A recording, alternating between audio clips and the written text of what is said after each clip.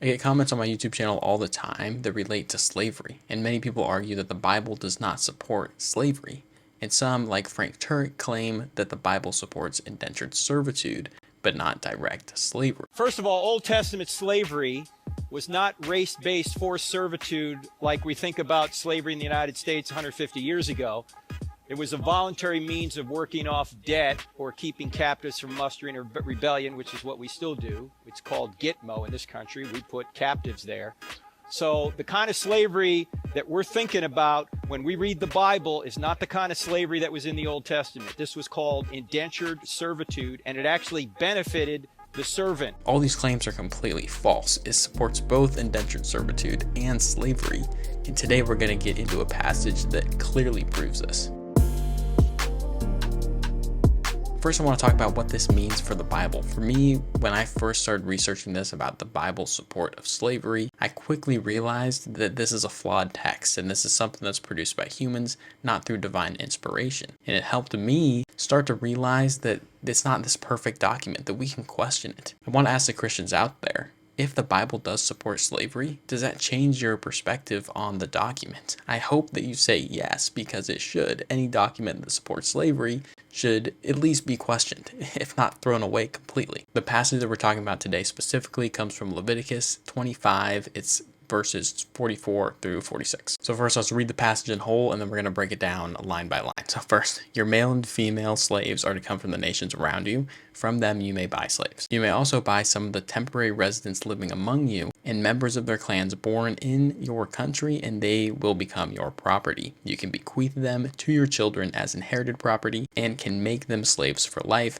but you must not rule over your fellow Israelites ruthlessly. Okay, so first of all, the first thing we notice is that it's using the term slave, and I know many argue that the term slave and like servant can be used interchangeably. But you'd think if this is really an inspired text by God, he would make sure things aligned where it was very clear whether or not he was talking about owning slaves or having indentured servants. You'd think that would be something that he would recognize as being an important distinction before making it all confusing. The second sentence talks about specifically buying slaves and then them becoming your property. And you wouldn't talk about servants like that. If there's an agreement between two people that somebody's going to be an indentured servant, you're not buying them. They're not your property. They're like working for you. Indentured servants aren't just taken from nations that surround you. You don't just go around picking people to be your indentured servants. It's an agreement between two people. Usually it's like a document that's actually signed that ensures that once the person is done working off their debt or working for a certain period of time,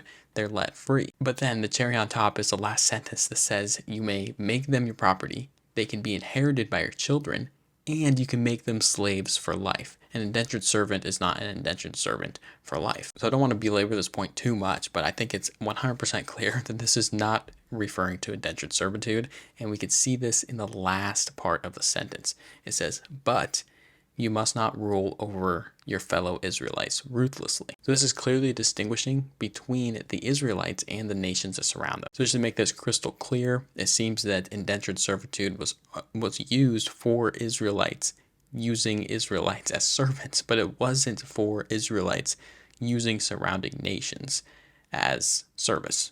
They were slaves. When they took over surrounding nations and took them as servants, they were slaves. But when the Israelites did that to their own people, they were treated better, and it was indentured servitude. So I'm sure different people probably have different interpretations of this verse. I personally, from my perspective, it's completely clear. There is no question that slavery in the sense that we think of it today is clearly being condoned by the Bible here in Leviticus. So what does that mean? What if you're a Christian, how do you deal with that? For real. And I'm asking people like a genuine question. How do you deal with these passages existing in this scripture, in this book, that you perceive as holy and ineffable and perfect? So over these past few weeks, I've been reading Elaine Pagel's book, The Gnostic Gospels, and it's been fascinating. It really offers up a different perspective of the God of the Old Testament in Christianity, one that I think warrants additional consideration from Christians who see passages like this as troubling. So from the perspective of the Gnostics, the God of the Old Testament was actually seen as a completely different God. Jesus and Yahweh were not one being. And it makes sense when you think about it. In order to save face and combine these two gods, Orthodox Christianity had to establish the doctrine of the Trinity, which doesn't make sense. No matter how many times you explain it, how could you be three different things, but one at the same time? How is that not polytheism? How are they the same person, but clearly have different character values and character traits and even say contradictory things? And so instead, the Gnostics looked at the Abrahamic God, looked at the Old Testament God, and saw him, what I think, for what he is, as not very good God, as a jealous God, as in many cases an evil God. But then this obviously changed their perspective on Jesus. Jesus was no longer elevated to the point of being a God. And why would he be the same God as the one that's in the Old Testament, who's clearly not a good one, when Jesus was a good moral character? So instead they looked at Jesus as a spiritual teacher, somebody who had achieved enlightenment. And a lot of these words you might realize are very Eastern. There are some theories that suggest that the Gnostic Christians actually did rely a little bit on Eastern traditions to come up with their views. And honestly, I think that their views are, one, more realistic, and two, ultimately better, as they ditch this Old Testament God. Another thing that they do that I know a lot of Christians will not like, but I personally like because I don't think that there's enough evidence for it, is they disregard the resurrection as a literal event.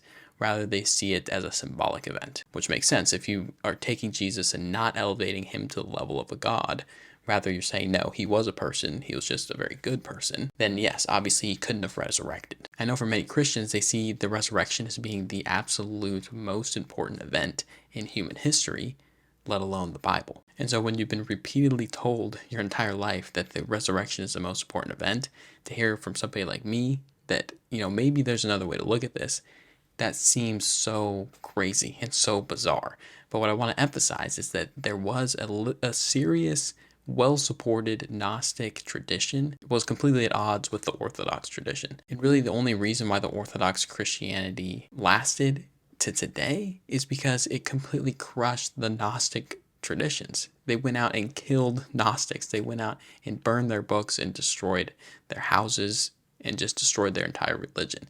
And so I just can't feel comfortable supporting a religion like Orthodox Christianity that has this terrible past of completely just smashing, different perspectives on their own religion, when some of these documents that the Gnostics are talking about date before the earliest documents in the New Testament. I think somebody who throws away this Gnostic tradition is just throwing away a huge part of Christian history, one that ultimately a lot of people don't want you to look at because it conflicts with their own view. The last thing I want to say about Gnostic Christianity that I think some people might find interesting is that they elevated women to the point where they were able to be priests, where they were able to be prophets, especially characters like Mary, not just the Virgin Mary, but Mary Magdalene. They were not restrictive on who could be spiritual teachers. It was rather about the content of that person. Zooming out a little bit, it all makes sense. The Gnostics are taking a step away from this authoritarian God that we see in the Old Testament and instead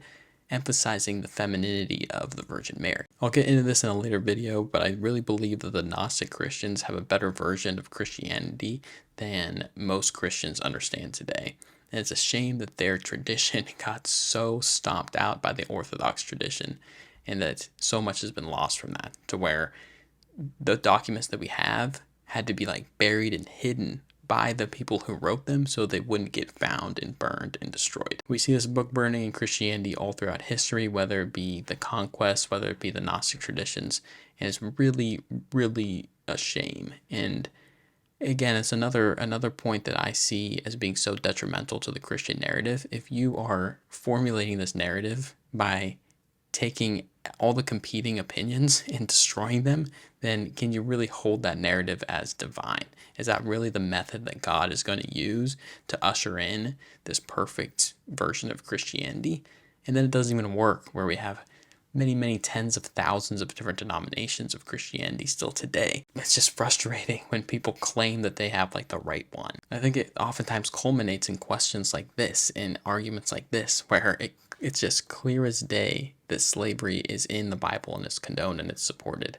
But it just ends up being a contest of how can I dance around the subject so that it goes away and so that I don't have to think about it. If we're really after the truth, if we really want to know all the answers to these big questions, then we're not afraid to look at this passage, read it, accept it for what it is, and figure out, how do we move on from this? How do we move forward? What do I do with this new information that I've acquired? And I think that that's the honest approach to really anything. So that's all I have for today. Hopefully you enjoyed it, and I hope if you're a Christian, you question passages like this and you don't let them just slip by and ignore them. If you like this video, make sure to like and subscribe, and I will see you on the next one. Let's go.